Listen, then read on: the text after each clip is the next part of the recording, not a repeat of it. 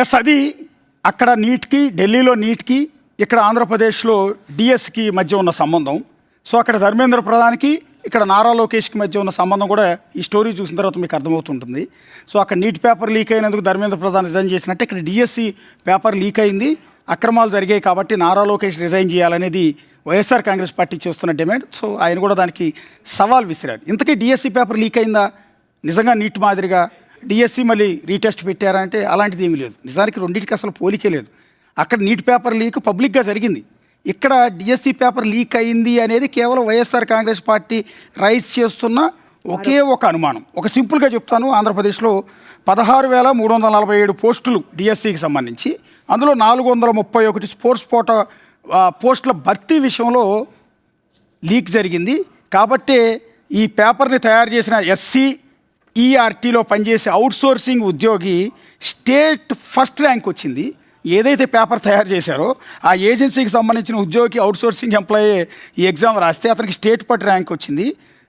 కాబట్టి ఇది లీక్ కాకపోతే ఈ SCERTకి దీనికి సంబంధం ఉంది అనేది వైఎస్ఆర్ కాంగ్రెస్ పార్టీ చేస్తున్న ప్రధానమైన ఆరోపణ. అందుకనే జగన్మోహన్ రెడ్డి డిఎస్సిలో ఎవరికైతే ఉద్యోగాలు రాలేదు వాళ్ళందరినీ తీసుకొచ్చి తన దగ్గర కూర్చోబెట్టి మాట్లాడారు, తీవ్రమైన అలిగేషన్ చేశారు. వాళ్ళు రోడ్డు మీదకి వచ్చి ఆ పార్టీ అంతా కూడా ధర్నా చేసి చూద్దాం అంటే ఎవరిది తప్పు. సో ఏం జరుగుతుందనేది చూద్దాం, దాని గురించి డిస్కస్ చేద్దాం. డిస్కస్ చేయడం అనేది వేగ్గా అలిగేషన్ చేసి వన్ సైడ్ మాట్లాడే ఉద్దేశం కాదు మాది. సో కూలంకషంగా పరిశీలించి సబ్జెక్ట్ని అనాలిసిస్ చేసి మేము అందరం కూడా యాజ్ ఏ ఎడిటోరియల్ పార్ట్లో భాగంగా చెప్పబోతున్నాం. రాజేష్, ఎస్, అంటే మీరు ఇంట్రొడక్షన్లో చెప్పినట్టుగా ఢిల్లీలో నీట్ పేపర్ లీక్ అయిపోయింది. మళ్ళీ ఆందోళన జరిగాయి, రీ ఎగ్జామ్ జరిగింది. సో నిన్న మొన్న మొత్తం ఎంత జంతర్ మంతర్ని ఎంత అక్కడ విద్యార్థులందరూ అక్కడ ముట్టడించారో, తర్వాత ధర్మేంద్ర ప్రధాన్ రాజీనామా చేశారు, ఇవన్నీ చూసాం. అయితే ఇక్కడ ఏపీలో మీరు అన్నట్టు కేవలం ఆరోపణ మాత్రమే. అయితే ఎప్పుడైతే మాజీ ముఖ్యమంత్రి వైసీపీ అధినేత జగన్ కూడా దీంట్లో రంగంలోకి దిగి ఆయన లోకేష్ ఒక బహిరంగంగా లేఖ రాయడం, తర్వాత లోకేష్ కూడా దానికి చాలా రియాక్ట్ అయ్యారు. అంటే చాలా ఆ సవాల్ని స్వీకరించి ఎప్పుడైనా నేను సిద్ధమే చర్చకి, నా పైన ఎందుకు ఆరోపణలు చేస్తున్నారు, టైము ప్లేసు మీరే డిసైడ్ చేయండి, నేనే వస్తానంటూ లోకేష్ మాట్లాడడం అనేది ఇంకొంత మరింతగా ఇది వివాదానికి దారితీసింది. అయితే మీరు అన్నట్టుగా దీనికి అంటే నోటిఫికేషన్ పోస్టుల సంఖ్య గత వైఎస్ఆర్ కాంగ్రెస్ పార్టీ హయాంలో 6,100 పోస్టులు మాత్రమే ఇస్తానడం పైన పెద్ద ఎత్తున అప్పుడు నిరసనలు వచ్చాయి. తర్వాత కూటమి ప్రభుత్వం వచ్చిన తర్వాత 16,347 పోస్టులతో మెగా డిఎస్సికి ఇచ్చింది. తర్వాత స్కూళ్ళ విలీనానికి సంబంధించి 117 జీవో తీసుకొచ్చి 3, 4, 5 తరగతులను హై స్కూల్లో కలపడం వల్ల దాదాపుగా 15,000కు పైగా టీచర్ పోస్టులు రద్దయిపోయాయనేది నిరుద్యోగులు ఆందోళన చెందుతారు. ఎందుకంటే అవి ఆ రకంగా చేయకపోతే ఇంకా ఖాళీల సంఖ్య ఎక్కువగా ఉండేదనేది వాళ్ళు చేసినటువంటి ప్రధానమైనటువంటి ఒక లేవనెత్తున్న అంశం. ఇక తీవ్రమైన పోటీ, దాదాపుగా రాష్ట్రంలో 5 లక్షల మంది అభ్యర్థులు BED, DED పూర్తి చేసి ఉంటే ఖాళీలు మాత్రం తక్కువగా ఉండడంతో పోటీ చాలా దారుణంగా చాలా ఎక్కువగా మారినటువంటి. సో మిగిలిన అంశాలు మళ్ళీ మాట్లాడదాం. ఎస్, ప్రెజెంట్ ఏదైతే జరుగుతుందో 2 months back opposition party leader Jagan దీనికి సంబంధించి ప్రస్తావించారు. అని ప్రస్తావిస్తూ కూడా ఇందాక అశోక్ గారు చెప్పినట్టు స్టూడెంట్స్తో డైరెక్ట్గా మాట్లాడి వాళ్ళకి సంబంధించిన ప్రాబ్లమ్స్ని ఆయన అడిగి తెలుసుకున్నారు. అయితే ఈరోజు లోకేష్ ఛాలెంజ్ విసరడం, ఏదైతే డిఎస్సికి సంబంధించిన ఆరోపణలు ఉన్నాయో వాటికి సంబంధించి మాట్లాడడానికి నేను రెడీ, దాంతోపాటు లిక్కర్ స్కామ్కి సంబంధించినవి కూడా మాట్లాడదాము, నువ్వు రెడీనా అని అంటున్నారు.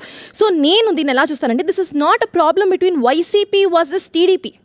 ఇక్కడ ఏంటంటే బయటికి వచ్చి ట్రాన్స్పరెన్సీ ఎందుకు లేదు, ఇక్కడ స్టూడెంట్స్ ఎవరైతే అడుగుతున్నారో మాకు సంబంధించి 1:1 రేషియోలో ఏదైతే అవకతవకలు జరిగాయో వాటి గురించి, రోస్టర్ సిస్టంలో ఉన్న ప్రాబ్లమ్స్ గురించి, ట్రాన్స్పరెన్సీ లోపించడం గురించి, కట్ ఆఫ్ మార్క్స్ గురించి క్లారిటీ లేకపోవడం గురించి, కోర్టులో జరుగుతున్న కేసుల గురించి, స్పోర్ట్స్ కోటా అవకతవకలు, అండ్ ఇందాక అశోక్ చెప్పినట్టు ఎవరైతే ఫస్ట్ ర్యాంక్ సాధించారో వాళ్ళకి సంబంధించి వీటన్నిటి గురించి లోకేష్ బయటకు వచ్చి మాట్లాడడం కాకుండా మళ్ళీ పొలిటిసైజ్ చేసే ఒక ఇష్యూ లాగా వెళ్ళటము సరిగ్గా కనిపించట్లేదు.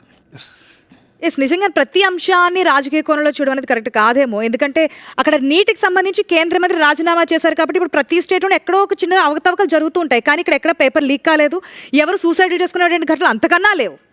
సో ఇక్కడ ఏం జరిగిందంటే ఎవరికి ఇచ్చారు పోస్టింగ్ అనే దానికి సంబంధించి అప్పటి నుంచి నడుస్తుంది, దానికి అప్పటి నుంచి క్లారిటీ ఇస్తూనే ఉన్నారు. ఏ విధంగా మేము చేశాము, దీనికి గల కారణాలు ఏంటి, వెనకున్నవి ఏంటి అనేది క్లియర్ కట్గా చెప్తూనే ఉంది సర్కార్ కూడా. ఇప్పుడు సవాల్ వరకు వచ్చారు. ఏదైతే జంజీ ఉద్యమం కాక్రోచ్ జనతా పార్టీ ఢిల్లీలో సక్సెస్ అయ్యి కేంద్ర మంత్రి రాజీనామా చేశారు. ఇప్పుడు రాష్ట్ర మంత్రి నారా లోకేష్ కూడా రాజీనామా చేస్తే కనుక మన విజయం కింద ఉంటుందనేది ఒక విధానం నడుస్తోంది. కానీ అన్ని విషయాలను అది పనిచేయకపోవచ్చు. అక్కడ ఉన్నటువంటి ఇష్యూ వేరు, రాష్ట్రం జరుగుతున్నటువంటి ఇష్యూ వేరు. ఒకవేళ ఇక్కడ సవాల్ స్వీకరిస్తున్నారు, వస్తే కనుక నిజాలు తెలుస్తాయి కదా. అక్కడ గతంలో ఉన్నటువంటి విద్యాశాఖ మంత్రి బొత్స కూడా రమ్మని చెప్పి పిలుస్తున్నారు. అప్పుడేంటి ఇప్పుడేంటి, విధి విధానాలేంటి, జీవోలేంటి, ఎందుకు మార్చారనేది కూడా క్లారిటీ వచ్చే ఛాన్స్ ఉంది. ధర్మేంద్ర ప్రధాన్ ఎప్పుడైతే రాజీనామా చేశారో ఆ తర్వాత ఇక్కడ ఇక్కడ విద్యాశాఖ మంత్రి కాబట్టి లోకేష్ కూడా రాజీనామా చేయాలని అంటున్నారు.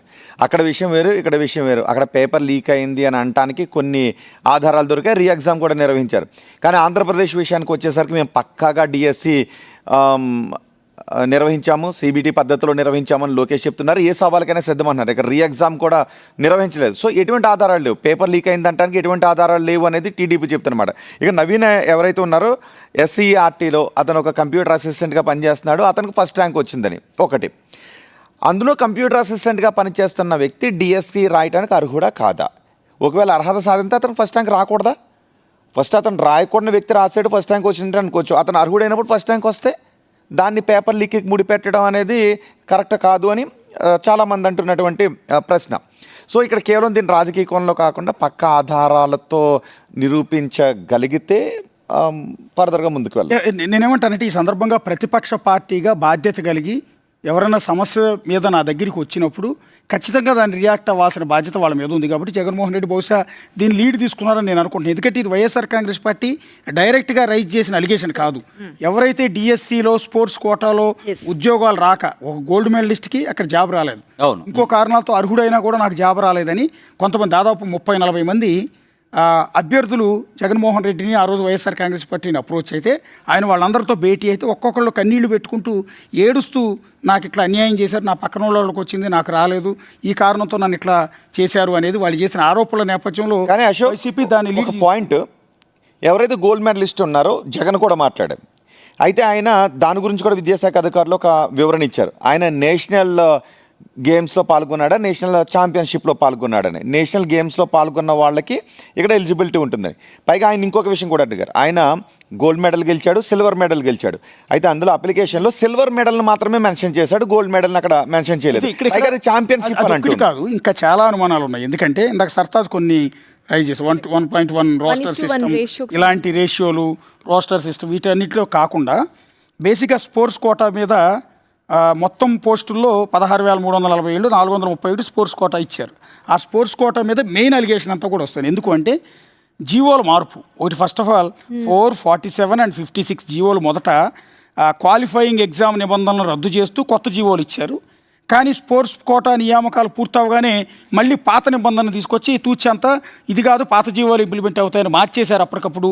ఏది తమకు అనుకూలంగా ఉన్న వారికి వాళ్ళకి మాత్రం ఉద్యోగాలు ఇవ్వాలి డిసైడ్ అయిన తర్వాత జీవోలు మార్చారు అనేది వైసీపీ ఆరోపణ. రెండోది బోగస్ సర్టిఫికెట్లు, బ్యాక్ డోర్ ఎంట్రీలు, తర్వాత నిజమైన గోల్డ్ మెడలిస్టులు క్రీడాకారులకు అవకాశం ఇవ్వకుండా నకిలీ సర్టిఫికెట్లు ఉన్న వారికి లక్షల రూపాయలు తీసుకుని ఉద్యోగాలు ఇచ్చారు అనేది ఒక పొలిటికల్ వైఎస్ఆర్ ఒక్క లైన్ నేనేం చెప్తున్నానంటే ఇక్కడ రాజకీయం ఎక్కడ కనపడుతుంది. సరే వైఎస్ఆర్ కాంగ్రెస్ పార్టీ ఆ బాధితుల తరపున ఉద్యోగాలు రాలేదని అసంతృప్తితో ఉన్న వారి తరపున మాట్లాడటం తప్పేం లేదు. కానీ రాజకీయం ఎక్కడ ఉంది అంటే డిఎస్సి ఎగ్జామ్ జరిగి ఎన్ని రోజులైంది, ఎన్ని నెలలైంది, కొత్తగా పోస్టింగ్ ఇచ్చిన వాళ్ళు ఉద్యోగాలు కూడా చేస్తున్నారు టీచర్లుగా. ఇప్పుడు రోహిత్ చేస్తున్న సందర్భంలో ఇన్ని నెలల తర్వాత ధర్మేంద్ర ప్రధాన్ రిజైన్ చేశాడు కాబట్టి నువ్వు కూడా చేయని ఇవాళ వచ్చి చేశారు రోడ్డు మీదకి వచ్చి, అది అసలైన రాజకీయం. ఇప్పుడు రోహిత్ ఇందాక లేవనెత్తిన పాయింట్ ఏదైతే ఉందో ఎస్సీఆర్టీలో పనిచేసే వ్యక్తి డిఎస్సికి అర్హుడు కాదా, రాస్తే ఫస్ట్ ర్యాంక్ రాకూడదు అనేది మంచి పాయింట్. బట్ రావచ్చు, అతను ఎస్సీఆర్టీలో పనిచేయొచ్చు, నిజంగా కష్టపడి ఫస్ట్ ర్యాంక్ కొట్టచ్చు. అయితే ఏం జరిగిందంటే